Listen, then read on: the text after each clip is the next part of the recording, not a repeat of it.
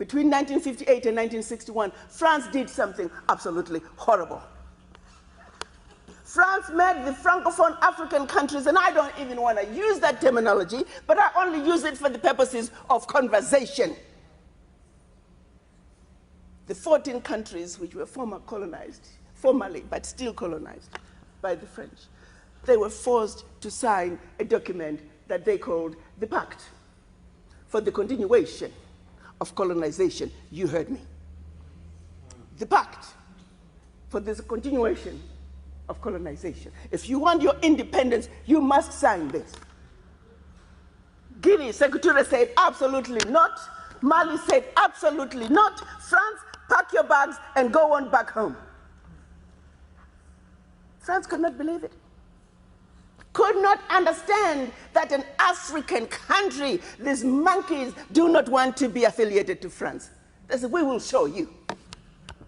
So history tells us France went into those two countries, took everything that they thought they had brought to those two countries, including the last teaspoon and chair, proceeded to pour concrete into the sewage pipes, completely devastating the two economies.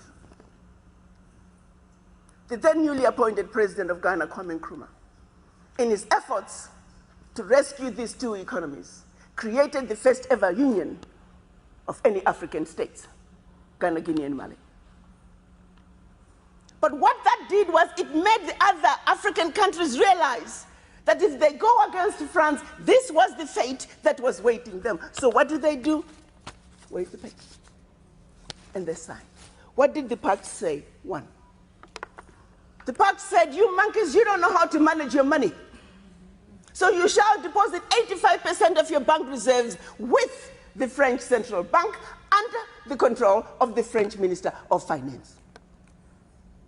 And that France is going to take your deposits from the individual countries, pool them together, invest them in the French stock market under the French name. And you, monkeys, you may or may not know the returns. Latest figures are showing this is still going on since 1958. France today is collecting out of Africa over $500 billion before investing. And when they finish investing this money, for every 14 billion out of Africa, they're recognizing over 300 billion. Now do the math.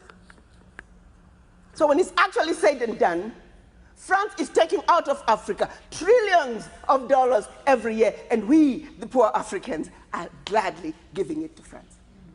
And the same France has the audacity to look at us and call us poor people. 1958.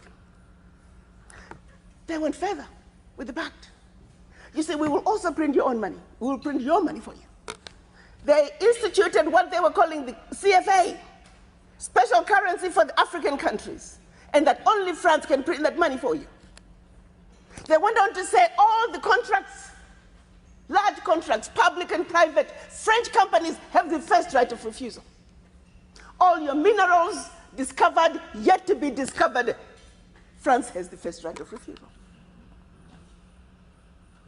Now, my brothers and sisters, if one of you was to wake up one morning and you're president of one of those countries, and your chief of staff walks in first day and starts reading you out the do's and don'ts as stipulated by the Pact for the Continuation of Colonization, what power do you have? None. And the same countries that are stealing from Africa, they have the audacity to look at Africa and say, Africans, what's wrong with you? Why can't you all take care of yourselves? Well, let's start by leaving our $500 billion on the continent. But what they do instead, they want to throw you with a smoke screen. Your African leaders are corrupt. Well, you know, I gave you that. I mean, not all African leaders are corrupt. Africa is a family. No family is complete without crazy Aunt Sally and crazy Uncle Tom. Nobody's perfect. Okay, fine, so I'll give you that. Their own figures are saying 50 billion is getting out of Africa from corruption. Fine, I give you that. But you do not want me to engage in a conversation that's solely limited to the $50 billion out of Africa through corruption. First, you don't tell me where it's going. You simply tell me it's getting out of Africa. But secondly, there's a bigger thief.